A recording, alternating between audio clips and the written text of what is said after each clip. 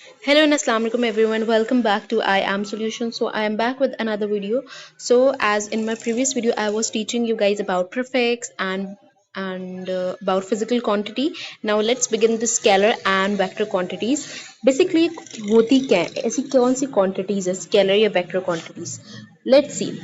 Scalar quantity ऐसी quantity होती है जिसमें ना आपके पास नंबर्स होते हैं, जिसमें आपके पास नंबर होते हैं. फॉर एग्जाम्पल आपको उसमें कोई सी डायरेक्शन की जरूरत नहीं होती. एग्जाम्पल मेरे पास है, आपके पास एक कोई है, ठीक है, बंदा है, आपने पूछा उसका वेट बताओ. उसने कहा मेरा वेट भाई 60 kg है. उसने कहा अच्छा.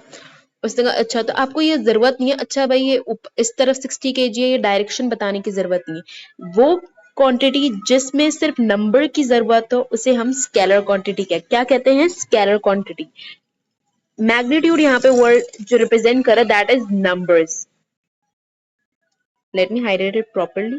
That is numbers. ठीक है, अब यहाँ पे मैंने एक एग्जांपल भी दी.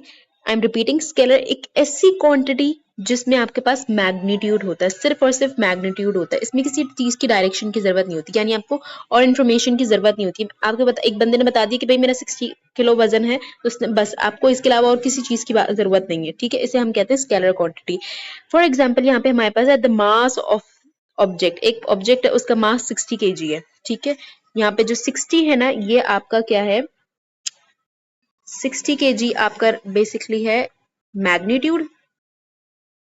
ठीक है, और ये जो हमारा kg है हमारा यूनिट है. ठीक है, ओके. ग्राफिकल रिप्रेजेंटेशन बिल्कुल भी नहीं होती इसकी. नो ग्राफिकल रिप्रेजेंटेशन हमारे पास, ये सबसे आसान होता है.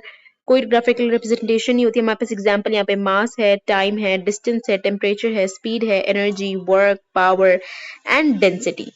ठीक है, आपके पेपर में स्केलर की डेफिनेशन पूछने आ सकती है, और you guys will be given some of the examples. आपको बताना होगा स्केलर क्या है, वेक्टर क्या है. अब बेसिकली वेक्टर क्या होता है? वेक्टर क्या होता है? जिसमें मैग्नीट्यूड और डायरेक्शन की दोनों की जरूरत होती है. फॉर एग्जाम्पल एक बुक रखी हुई टेबल पे. ठीक है, मैंने इस पे आपको बोला कि यार इस पे ना 20 न्यूटन की फोर्स लगाओ.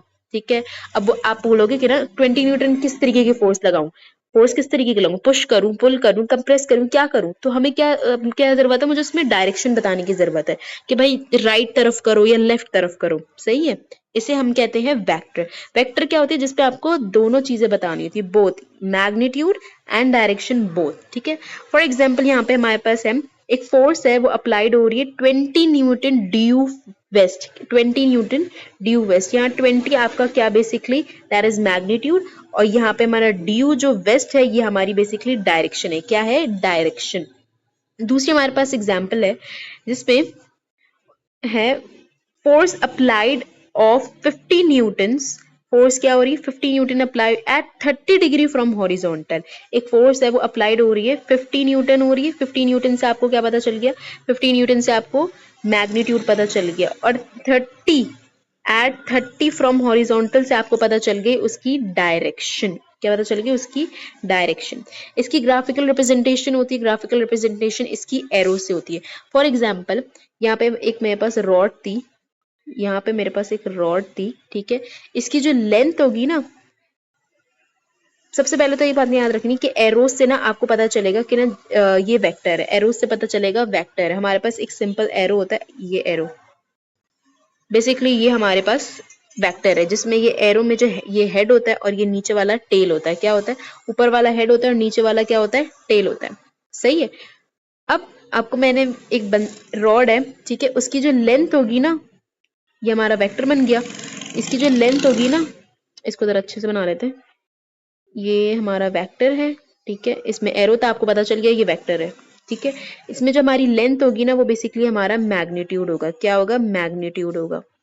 ठीक है, और जो हॉरिजॉन्टल से हमारे पास जो भी क्या कहते हैं, हम मेजरमेंट करेंगे इस एरिया से, यहाँ पे अपना डी रखेंगे, और जहां पे ये जा रहा होगा ना हमारा एरो, हमारा वो होगा डायरेक्शन. क्या होगी? डायरेक्शन. फॉर एग्जांपल यहाँ 30 डिग्री पे जा रहा है, तो आपकी ये डायरेक्शन क्या होगी? आपका ये आपकी डायरेक्शन होगी. ठीक है, लेंथ आपकी मैग्नीट्यूड होगा और डायरेक्शन आपकी 30 डिग्री होगी. सही है. एग्जाम्पल हमारे पास यहाँ पर है फोर्स है, डिस्प्लेसमेंट है, वेलोसिटी है, एक्सेलरेशन है, मूवमेंट है, इलेक्ट्रिक फील्ड है, ग्रेविटेशनल फील्ड है और वेट है। ठीक है, I hope you guys got it and let me make the diagram quite properly, तो आप लोगों के लिए आसानी हो जाए। सही है, ये जो इसकी जो लेंथ होगी वो हमारा मैग्नीट्यूड होगा। ठीक है, और ये जो हॉरिजॉन्टल सरफेस से हमारा जो भी एंगल होगा वो हमारे क्या होगी, डायरेक्शन होगी। एंगल हमारा क्या होगा, डायरेक्शन। ठीक है, ये मैंने कुछ हिडन वर्ड्स में लिख दिया। I hope you guys got it. और ये एग्जांपल्स आपने जरूर याद रखनी है, इसकी डेफिनेशन जरूर याद रखनी है। ठीक है, इनका डिफरेंस आपने जरूर याद रखना है कि स्केलर और वेक्टर में डिफरेंस क्या है। स्केलर में ये है कि बस आपको मैग्नीट्यूड मिलता है, वेयरएज वेक्टर में मैग्नीट्यूड और डायरेक्शन दोनों चाहिए होती है।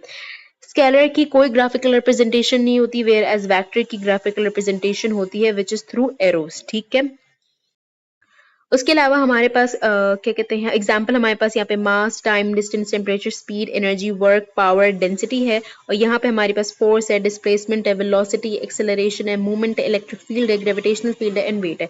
आपके पास ये सवाल में आ जाए एग्जाम्पल्स और आपने बताना हो कि इसमें से स्केलर या वेक्टर क्या है, तो इस तरीके के क्वेश्चन आएंगे, इसकी डेफिनेशन आ जाएगी एंड दैट्स इट।